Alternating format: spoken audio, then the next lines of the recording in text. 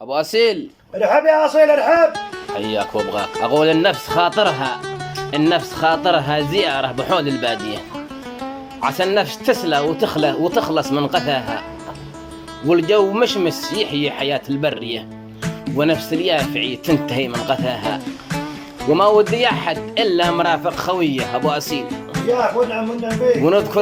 ونذكر سنين العمر فاتت في صباها، والنجم فوقي وليله ظليم السامريه، وشبيت ناري وخليتها تلهب حطبها، والبل حولي والجسم ما فيه البليه، وشوفت الزينات والغدران ما جثماها، ليله من العمر يلا بها قبل المنيه، النفس اماره يلا تحقق منها. يا صح لسانك. صح.